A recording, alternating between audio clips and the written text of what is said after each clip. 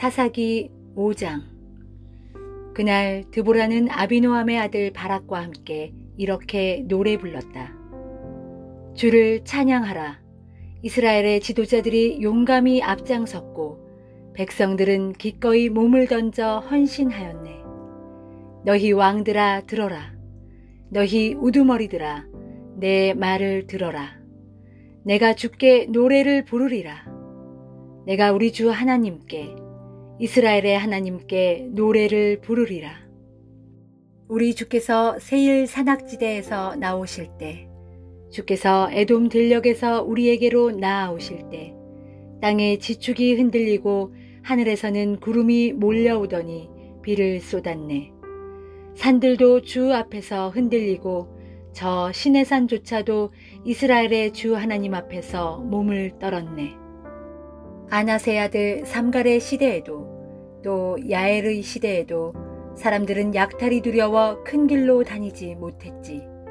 모두 인적이 드문 샛길만 찾아다녔지. 이스라엘에서는 마을마다 사람 사는 재미를 찾아볼 수 없었지. 나 드보라, 이스라엘의 어머니가 일어서기까지는. 저마다 새로운 이방신들을 자기 신으로 모시고 살던 때에 적군이 성문에 들이닥쳐도 4만에 달하는 이스라엘 군사들 중에 방패나 창을 가진 자를 눈 씻고 찾아볼 수 없었네. 주를 찬양하라. 내 마음 이스라엘의 지도자들과 함께하고 이스라엘의 민병대들과 함께하였네. 흰 나귀를 타고 다니는 자들아, 값비싼 양탄자를 깔고 사는 자들아, 대로를 활보하는 자들아, 한번 생각해 보아라. 귀 기울여 들어보아라. 우물가에는 물을 기르면서 노랫소리 흥얼거린다. 저들은 주님의 의로운 행위를, 이스라엘 용사들의 의로운 행위를 노래 부른다.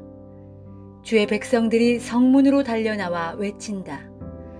드보라여 일어나소서, 일어나소서, 일어나서 노래를 부르소서. 바락이여 일어나소서, 아비노함의 아들이여 어서 그대가 사로잡은 포로들을 끌고 가소서.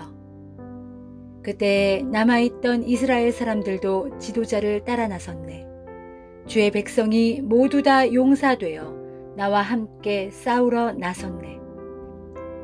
에브라임 지파에서는 예전에 아말렉 사람들이 거주했던 지역에 사람들이 출전했고 그 뒤를 따라 베냐민 지파 사람들이 나섰네. 마길에서는 장교들이 내려왔고 수불론 지파에서는 지휘봉을 거머쥔 이들이 내려왔네. 이사갈 지파의 지도자는 드보라와 한편이 되었네. 또 이사갈 지파 사람들은 바락과 한편이 되어 계곡을 향해 폭풍처럼 내달았지. 그러나 르우벤 지파 사람들은 마음을 정하지 못했네. 어찌하여 그대들은 양떼를 부르는 피리 소리나 듣고 앉아 있는가?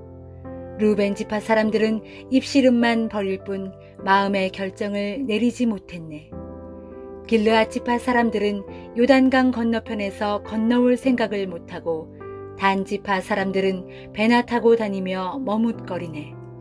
아셀 지파 사람들은 해안에 자리 잡고 앉아서 움직일 생각을 하지 않네. 수불론 지파 사람들은 목숨을 내걸었고 납달리 지파 사람들은 언덕을 내달리며 힘껏 싸웠네. 왕들이 몰려와서 싸웠네. 가나안의 왕들은 무깃도 물가에 다낙에서 싸웠지만 은이고 뭐고 챙긴 전리품은 아무것도 없었다네. 하늘에서도 별들이 싸웠네. 별들도 자기들의 갈 길을 놓고 시스라에 대항하여 싸워주었네. 예부터 흐르던 기손 강물이여, 그 기손 강물의 급류가 시스라의 군사들을 휩쓸어 갔네. 나의 영혼이여 행군해 나아가라. 담대해져라. 말발굽 소리가 천둥 같구나. 질풍같이 내달리는구나. 주의 천사가 이르시는 말씀. 메로스야 저주를 받아라. 그 주민들은 독한 저주를 받아라. 그들은 주를 도우러 나오지 않는구나. 주를 도와 싸울 생각을 내지 않는구나. 야엘이여 겐 사람 헤벨의 아내여 복을 받아라. 장막에 거하는 여인네들 중에서 가장 많은 복을 받아라. 시스라가 물을 달라고 애원하자 그녀는 우유를 주었네. 엉긴 우유를 비싼 그릇에 담아 가져다 주었네. 왼손에는 장막 말뚝을 뽑아들고 오른손에는 일꾼들이 쓰는 망치를 거머쥐고 그녀는 시스라의 머리통에 말뚝을 박아 관자놀이를 꿰뚫었네. 시스라는 야엘의 발밑에서 고꾸라졌네. 그녀의 발 아래에 쓰러져서 죽어 엎드러졌네. 시스라의 어머니는 창밖을 내다보며 중얼거렸겠지. 그 애의 전차는 왜 이리 더디 옳고 승리의 전차 소리가 나야 할 때가 지났는데 왜 이리 늦어질고. 그녀의 몸종들 가운데 지혜로운 시녀들이 이렇게 대답했을 것이고 시스라의 어머니도 혼잣말로 이렇게 중얼거렸겠지. 그래, 그들은 전리품을 챙기고 나누느라 정신이 없을 거야. 용사 한 명에 처녀 한둘씩은 돌아갈걸? 시스라는 값비싼 비단옷을 챙겼을 거야. 분명 아름답게 채색한 비단옷을 챙겼을 거야. 내가 걸칠 멋진 웃옷도 챙겼겠지. 주여, 주의 원수들을 망하게 하소서. 주를 사랑하는 이들은 동력에 떠오르는 태양처럼 힘차게 뻗어가게 하소서. 그 뒤 이스라엘 땅에는 40년 동안 평화가 깃들었다. 사도행전 9장. 한편 사울은 주님의 제자들을 모조리 잡아 죽이겠다는 기세로 여전히 살기등등했다. 그는 대제사장을 찾아가서 요구하기를, 다메섹에 내려가서 그 도를 따르는 사람들을 보기만 하면 남녀를 가리지 않고 모조리 예루살렘으로 붙잡아 올 테니 다메섹에 있는 여러 회당들에 보내는 공문을 써달라고 하였다. 공문을 받은 뒤 사울이 길을 떠나 다메섹 가까이 이르렀을 때였다. 갑자기 하늘에서 눈부신 빛이 내려와 사울을 둘러쌌다. 사울은 그만 땅에 엎드려지고 말았다. 그때 한 음성이 사울에게 들렸다. 사울아, 사울아, 내가 어찌하여 나를 핍박하느냐? 사울이 물었다. 당신은 누구십니까? 그러자 대답이 들려왔다. 나는 내가 핍박하는 예수다. 이제 일어나 성 안으로 들어가라. 그러면 내가 해야 할 일을 말해줄 사람을 만나게 될 것이다. 사울과 함께 길을 가던 사람들은 말을 잃고 멍하니 서 있었다. 그들에게는 단지 소리만 들렸을 뿐 아무것도 보이지 않았다. 사울은 땅에서 일어나 눈을 떴지만 아무것도 보이지 않았다. 그는 일행의 손에 이끌려 다메섹 성 안으로 들어갔다. 사울은 사흘 동안 앞을 보지 못하는 상태에서 아무것도 먹지도 마시지도 않은 채 지냈다. 한편 다메섹에는 아나니아라는 한 제자가 살고 있었다. 하루는 주님께서 환상 속에서 그에게 나타나 그를 부르셨다. 아나니아야. 그가 대답하였다. 예, 주님. 주님이 그에게 말씀하셨다. 너는 일어나 곧은 거리로 가서 유다라는 사람의 집을 찾아 거기서 5 사울을 만나라. 그는 지금 거기서 기도하고 있다. 그는 기도 중에 환상을 통해 아나니아라는 사람이 들어와 자신에게 손을 얹자 자신이 다시 앞을 보게 되는 광경을 보았다. 아나니아가 말했다. 주님, 저는 그 사람에 대해서 많은 소문을 들어 잘 알고 있습니다. 그 사람은 예루살렘에 있는 신자들에게 온갖 해를 끼쳤다고 합니다. 게다가 지금 그 사람은 대제사장으로부터 주님의 이름을 부르는 자들을 모조리 체포할 수 있는 공문까지 받아가지고 이곳으로 왔다고 합니다. 그러나 주께서 아나니아에게 말씀하셨다. 너는 일어나 가거라. 그 사람은 내 이름을 이방 사람들과 그들의 왕들에게 또한 이스라엘 백성들에게 전하고자 내가 특별히 선택한 그릇이다. 그 사람이 내 이름을 위하여 얼마나 많은 고난을 받아야 할 것인지 내가 그 사람에게 보여줄 것이다. 마침내 아나니아는 일어나 그 집을 찾아 안으로 들어갔다. 아나니아는 사울에게 손을 얹고 말했다. 사울 형제여, 당신이 이리로 오는 도중 당신에게 나타나셨던 주 예수께서 당신을 다시 보게 하고 또 당신이 성령으로 충만하게 되도록 하기 위해 저를 여기 보내셨습니다. 바로 그 순간 사울의 눈에서 비늘 같은 것들이 떨어지더니 다시 앞을 보게 되었다. 사울은 자리에서 일어나 즉시 세례를 받았다. 그런 뒤 사울은 음식을 먹고 기운을 회복했다. 이후 사울은 며칠 동안 다메섹에 있는 신자들과 함께 지냈다.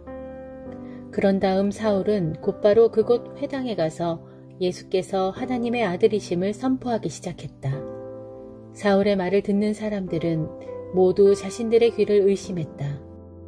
아니, 이 사람은 예루살렘에서 예수 믿는 사람들을 마구 붙잡아 감옥에 쳐넣었던 그 장본인이 아닌가? 그가 여기 온 것도 신자들을 붙잡아 대제사장들에게 넘기기 위해서가 아니었던가? 그러나 사울은 더욱더 힘을 얻어 예수께서 그리스도이심을 힘써 증거했다. 그러자 다메섹에 사는 유대 사람들은 크게 당황하였다. 여러 날이 지난 후 유대인들은 더 이상 그대로 두고 볼 수 없어서 사울을 죽이기로 모의했다. 하지만 사울은 그들의 계획을 알아차렸다. 유대인들은 밤낮으로 사방의 다메섹 성문을 지키며 사울을 죽일 기회만 노리고 있었다. 그러나 어느 날 사울을 따르던 자들이 한밤중에 사울을 광주리에 넣어 몰래 다메섹 성 밖으로 달아내렸다. 다메섹 성 밖으로 도망쳐 나온 사울은 예루살렘으로 올라가서 그곳의 제자들과 합류하려 했다. 하지만 모두가 사울을 두려워할 뿐 그가 정말로 예수의 제자가 되었음을 믿으려고 하지 않았다. 그러나 바나바는 사울을 받아들여 그를 데리고 사도들에게 갔다. 그리고 바나바는 사울이 다메섹으로 가는 도중에 어떻게 주를 뵙게 되었으며 또 주께서 그에게 무슨 말씀을 하셨고 또 다메섹에서 그가 얼마나 두려움 없이 예수의 이름으로 담대히 복음을 전했는가를 사도들에게 상세히 설명해 주었다. 그제야 제자들은 사울을 받아들였고 사울은 제자들과 함께 지내며 예루살렘을 자유롭게 다니면서 주의 이름을 담대히 전했다. 사울은 헬라어를 쓰는 유대인 몇 사람과 이야기를 나누고 토론도 했지만 그들은 무조건 사울을 죽이려고 했다. 믿는 형제들이 이 사실을 알아차리고 사울을 가이사랴로 데리고 갔다가 다시 다소로 보냈다. 그리하여 교회는 유대와 갈릴리와 사마리아 온 지방에 걸쳐 튼튼하게 성장하면서 평안을 누리게 되었고 또한 주님을 경외하는 삶과 성령의 위로를 받는 가운데 날로 신자의 수가 늘어났다. 그 무렵 베드로는 여러 지방을 두루 다니다가 루따에 내려가서 그곳 신자들을 방문하게 되었다. 거기에서 베드로는 애니아라는 사람을 만났는데 이 사람은 8년째 중풍으로 자리에 누워 있었다. 베드로가 그를 보고 말했다. 애니아여, 예수 그리스도께서 당신의 병을 고쳐주셨습니다. 그러니 이제 일어나 당신의 침구를 정돈하시오. 그러자 애니아가 알아 누워있던 자리에서 즉시 일어났다. 루따와 사론에 사는 주민들이 애니아에게 일어난 일을 보고는 모두 주께로 마음을 돌이켰다. 요빠에는 다비다라는 여신도가 살고 있었다. 이 이름은 헬라어로는 도르가인데 그 여자는 언제나 착한 일을 많이 하면서 가난한 사람들을 힘껏 도왔다. 그 무렵 그녀가 병이 들어 죽었다. 그래서 사람들은 그녀의 시신을 깨끗이 씻겨 다락방에 두었다. 루따는 요빠 가까운 곳에 있었다. 제자들은 베드로가 루따에 와 있다는 말을 듣고는 두 사람을 루따에 보내어 요빠로 급히 좀 와달라고 베드로를 청했다. 베드로가 그들과 함께 요빠로 오자 신자들은 그를 도르가의 시신이 있는 다락방으로 안내했다. 그 방에는 과부들이 모여 앉아 슬피 울고 있었다. 그들은 도르가가 자기들을 위해 몸소 만들어준 겉옷과 속옷을 베드로에게 보여주었다. 베드로는 그들을 모두 다락방에서 나가게 한 후 무릎을 꿇고 하나님께 기도를 드렸다. 그리고 시신을 향해 돌아앉으며 힘차게 말했다. 다비다여 일어나라. 그러자 그 여자가 눈을 뜨고는 베드로를 보고 일어나 앉았다. 베드로는 손을 내밀어 그녀의 손을 잡아 일으켜 세웠다. 그런 뒤 신자들과 과부들을 불러서 도르가가 다시 살아난 것을 보게 했다. 이 일이 온 욥바에 알려지자 많은 사람들이 주님을 믿게 되었다. 베드로는 얼마 동안 욥바에 계속 머물러 지냈는데 가죽 제품을 만드는 무두장이 시몬의 집에 묵었다. 예레미야 18장. 주께서 예레미야에게 말씀하셨다. 예레미야야, 너는 일어나 토기장이의 집으로 내려가라. 거기에서 내가 너에게 나의 말을 들려주겠다. 그래서 나는 일어나 토기장이의 집으로 내려갔다. 그런데 마침 토기장이는 물레를 돌리며 한참 일하고 있었다. 일하는 모습을 가만히 지켜보니 토기장이는 진흙으로 그릇을 빚다가 모양이 제대로 나오지 않으면 그 진흙을 가지고 자기의 좋은 뜻대로 다른 그릇을 새로이 빚었다. 바로 이때 주께서 내게 말씀하셨다. 나 주가 말한다. 이스라엘 백성들아, 토기장이가 진흙에게 행하는 것처럼 나도 너희들을 능히 그렇게 다룰 수가 없겠느냐. 이스라엘 백성들아, 진흙이 토기장이의 손 안에 있듯이 너희도 내 손 안에 있다. 만일 내가 어떤 민족이나 나라를 뿌리 뽑거나 부수거나 멸망시키겠노라고 말했다고 하자. 그렇더라도 그 백성이 마음을 고쳐먹고 죄의 길에서 돌이켜 더 이상 악한 짓을 하지 않으면 나도 마음을 돌이켜 그들에게 내리기로 작정하였던 재앙을 거두어 드리겠다. 만일 내가 또 어떤 민족이나 나라를 심고 세워서 튼튼하게 만들겠노라고 말했다고 하자. 그렇더라도 그 백성이 내 말에 순종하지 않고 나의 눈앞에서 악한 짓만 일삼는다면 나도 마음을 돌이켜 그들에게 약속했던 모든 좋은 것들을 도로 거두어 드리겠다.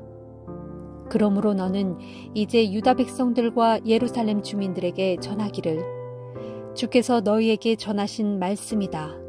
보라, 내가 너희를 칠 계획도 다 마련하였고 너희에게 내릴 재앙도 모두 준비하였다. 그러니 너희는 마음을 고쳐먹고 속히 악한 길에서 돌이켜 너희의 길과 행실을 올바르게 하여라. 그럴지라도 그들은 내게 대답하기를 다 헛된 말이다. 아무 소용없다. 우리는 우리의 계획대로 계속 살아갈 것이고 비록 악하고 고집센 행동이라 해도 우리는 각자 우리 좋을 대로 살아갈 것이다 할 것이다. 그러므로 주께서 내게 다시 말씀하셨다. 도대체 이런 일에 대해서 들어본 적이 있는지 너는 온 세상의 문 민족들에게 물어보라. 보라, 내 백성 처녀 이스라엘이 아주 가증스러운 일을 저질렀다. 레바논 산의 바위투성이 경사면에 눈이 사라지고 없는 것을 본 적이 있느냐? 멀리 거기서부터 흘러내리는 차디찬 물줄기가 마른 적이 있더냐? 하지만 내 백성 이스라엘은 나를 잊어버렸다. 나를 까맣게 잊고 그 대신에 온갖 허무한 우상들을 만들어 놓고서는 그 앞에서 향을 피우고 절을 한다. 우상이 무엇이냐? 그것들은 이스라엘 백성들로 하여금 옛적부터 걸어오던 바른 길에서 벗어나게 하고 전혀 닦지 아니한 요상한 곁길로 새게 하여 결국 그들을 고꾸라뜨리는 것들이 아니냐. 또한 우상은 그들의 땅을 놀랍도록 황폐하게 만들어 영원한 비웃음거리로 만들어버리는 것들이 아니냐. 그렇게 되면 그 땅으로 지나다니는 사람들마다 모두 놀라서 머리를 절레절레 흔들 것이다. 보라, 이제 내가 내 백성의 가증한 죄악으로 인하여 그들의 원수를 이 땅으로 불러들이겠다. 그래서 그 원수 앞에서 그들을 사정없이 흩어버릴 것인데 마치 거센 동풍에 쭉정이가 날리듯 할 것이다. 정녕 그 두려운 재앙의 날에 내가 그들에게 등을 돌리고 아무런 도움도 베풀지 않을 것이다. 그러자 유다 백성들과 예루살렘 주민들이 서로에게 이렇게 말했다. 자, 우리가 좋은 꾀를 내어 예레미야를 해치워 버리자. 그런 자는 죽어도 아쉬울 게 하나도 없다. 그가 아니더라도 제사장들이 우리에게 율법을 가르쳐주고 지혜로운 자들이 책략을 베풀어주며 예언자들이 하나님의 말씀을 전해준다. 그러니 우리가 다 함께 모여 우리의 혀로 그를 치고 그가 짓거리는 예언의 말에 조금도 신경을 쓰지 말자. 그러자 예레미야가 주께 기도하였다. 오 주여, 나의 호소를 들어주소서. 나의 대적들이 떠드는 저 목소리를 들어보소서. 나는 저들에게 선을 행했지만 저들은 도리어 악으로 되갚으려 합니다. 지금 저들은 내 목숨을 해치려고 구덩이를 파놓았습니다.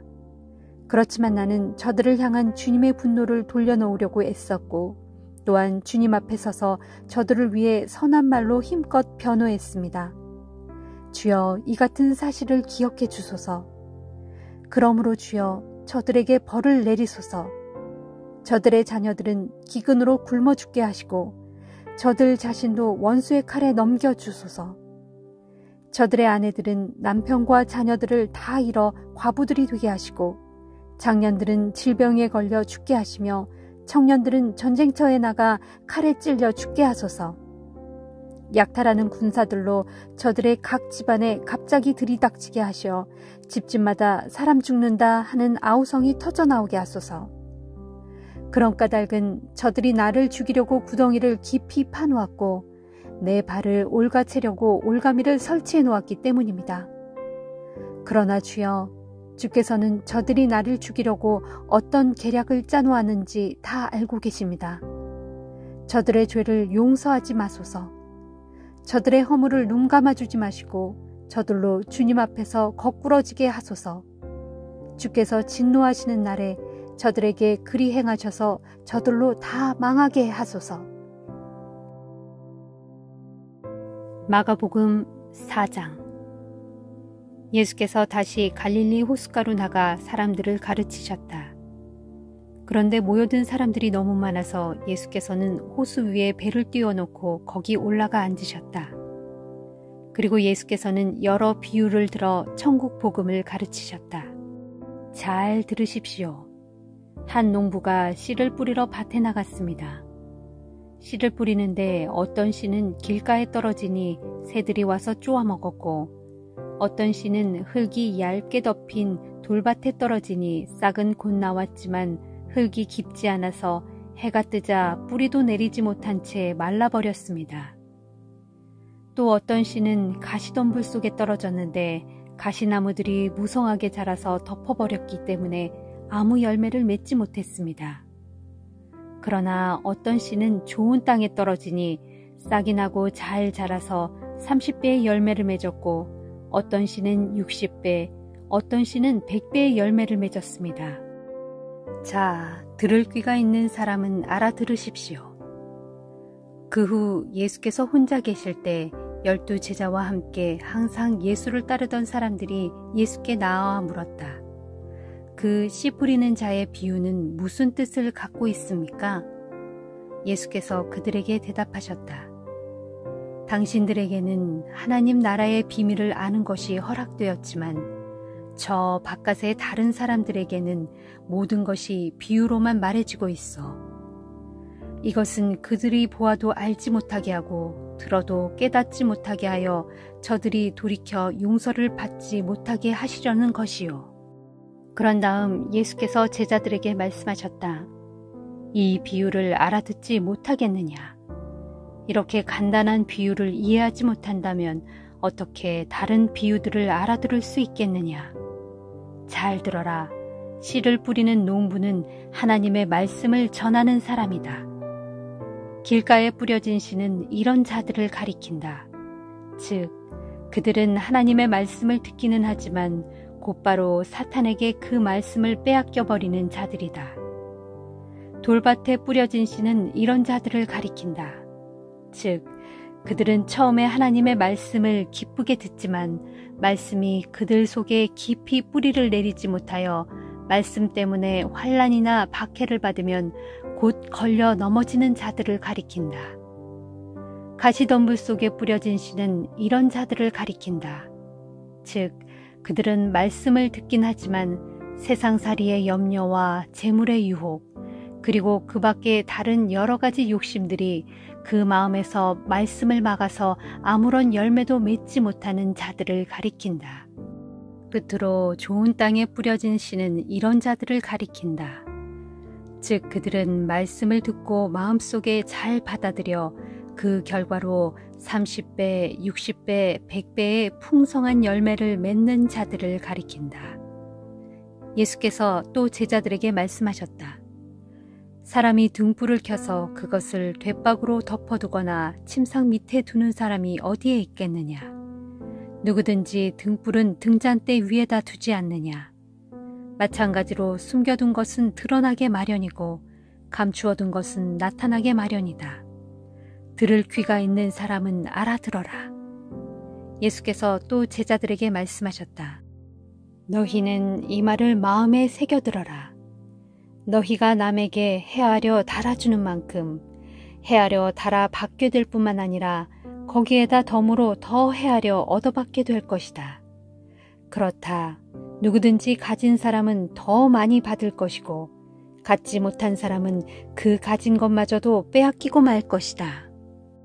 예수께서 또 제자들에게 말씀하셨다. 하나님의 나라는 이렇게 비유할 수 있다. 농부가 땅에 씨를 뿌려놓으면 그 씨는 농부가 자든 깨어있든 밤낮으로 싹을 틔우고 스스로 자라난다. 씨가 어떻게 해서 그렇게 스스로 자라나는지 농부는 알지 못한다. 그것은 땅이 저절로 씨를 자라나게 하기 때문이다. 처음에는 싹이 돋고 다음에는 이삭이 나고 마침내 나달이 알차게 맺힌다. 그래서 곡식이 익으면 농부는 낫을 대어 곡식을 거두어 드린다. 추수 때가 되었기 때문이다. 예수께서 또 말씀하셨다. 하나님의 나라를 어디에 비할 수 있을까? 무슨 비유로 하나님의 나라를 설명할 수 있을까? 그렇다. 하나님의 나라는 겨자씨와도 같다. 겨자씨는 모든 씨들 가운데 가장 작지만 일단 땅에 심어주면 어떤 식물보다도 더 크게 자라서 나중에는 공중의 새들이 그 가지에 깃들일 만큼 무성하게 된다. 예수께서는 사람들이 알아듣기 쉽도록 많은 비유를 들어 가르치셨다. 그래서 비유가 아니면 말씀하시지 않으셨지만 제자들과 함께 있을 때는 그 뜻을 따로 설명해 주셨다. 그날 저녁 예수께서 제자들에게 말씀하셨다. 자, 이제 호수 건너편으로 가자. 그래서 제자들은 무리를 뒤에 남겨둔 채 예수를 모시고 배를 저어 갈릴리 호수를 건너갔는데 다른 배들도 그 뒤를 따랐다. 배를 저어 얼마 가지 않았는데 갑자기 거센 폭풍이 일더니 큰 물결이 배 안으로 덮쳐 들어왔다. 금방이라도 배가 가라앉을 위험천만한 지경이었다. 그런데 예수께서는 뱃머리에 누워 곤히 주무시고 계셨다. 제자들이 다급하게 예수를 깨우며 소리쳤다. 선생님, 선생님, 저희가 지금 빠져 죽게 생겼습니다. 왜 저희를 돌보지 않으십니까? 예수께서 잠에서 깨어 일어나시더니 바람을 꾸짖으시며 바다를 향해 명령하셨다. 고요하고 잔잔해져라. 그러자 바람이 뚝 그치고 거센 물결이 잔잔해졌다. 그런 후 예수께서 제자들에게 말씀하셨다. 왜들 그렇게도 겁이 많느냐? 너희가 아직도 나를 믿지 못하느냐? 제자들은 큰 두려움에 사로잡혀 이렇게 수군거렸다. 이분이 대체 누구시기에 바람과 파도까지도 복종한단 말인가?